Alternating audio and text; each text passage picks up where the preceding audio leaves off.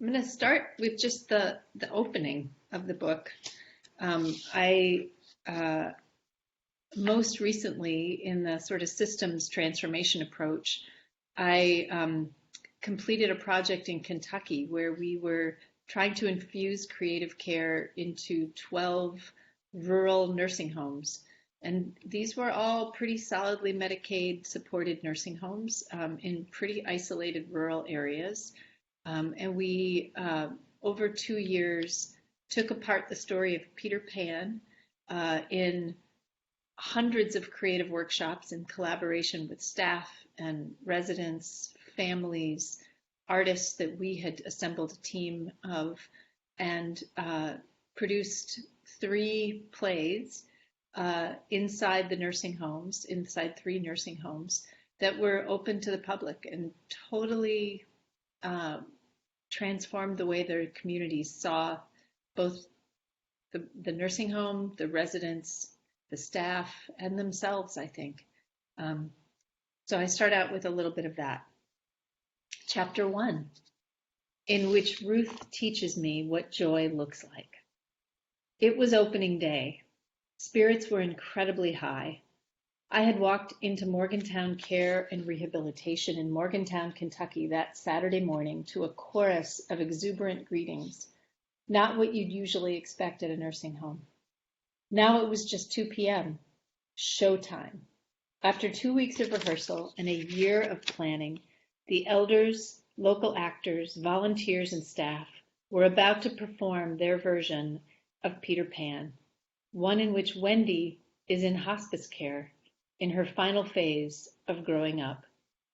And the audience, rather than clapping to prove their belief in fairies, would meet the extended hand of an elder to prove that they believed in one another. There would be song and dance. There would be a giant crocodile, pirates, and of course flying.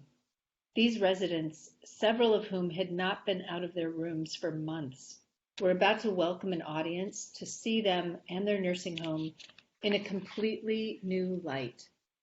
They were inviting the audience to see beauty and meaning in a place where most people see only overwhelming loss. Ruth had been at every rehearsal. If I had to guess, I would say Ruth was in her late 80s, with a bob of gray hair framing her face. Riding a wheelchair, she was one of the dozen elders dancing in the finale to Frank Sinatra singing Fly Me to the Moon. As Shirley, a resident who had been the activity director in this very nursing home for 40 years, called out or offered a blessing on the performance, and the stage manager called out places, Ruth's care partner wheeled her out onto the home's front patio for the pre-show. The wind carried a chill, but every elder in the dance chorus insisted on going outside to greet the audience and to listen to the live music. I looked around at the faces. Every one of them was wide-eyed and wonder-filled, except Ruth. She was crying. Her eyes were bright, but tears rolled down her cheeks.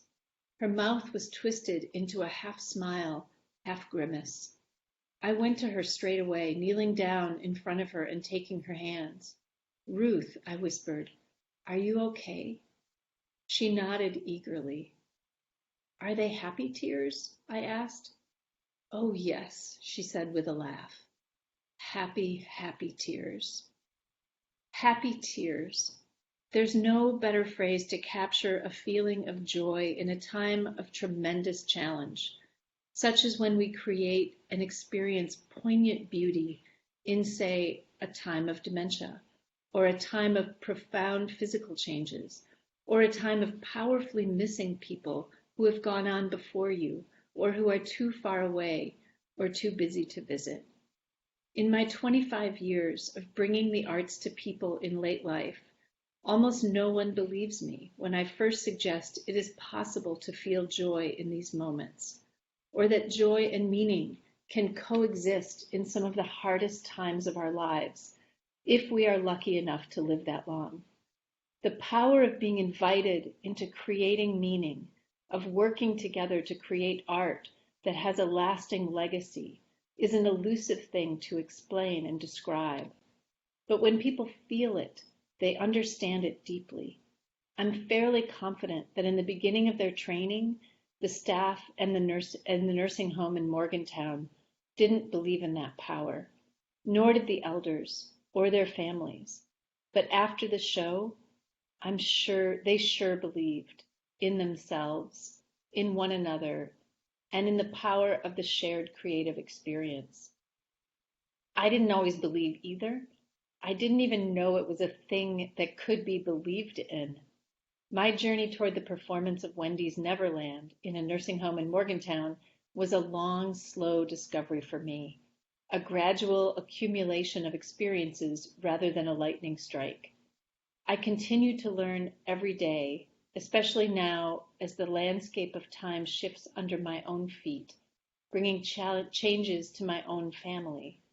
It is my hope that the stories I've gathered here, stories of how I learned to apply the insights from theater and creativity studies to the world of elder care and memory loss, stories of bringing joy and connection to those who thought these possibilities were gone, stories from my many encounters with elders and care partners offer readers a similar journey toward discovery, a journey toward believing that beauty, growth, learning, and joy are all possible in moments that most people assume to be overwhelmed only by loss and sorrow. My hope is that by reading this book, you can follow in my footsteps and transform your relationships with people experiencing dementia and other challenges that can accompany aging.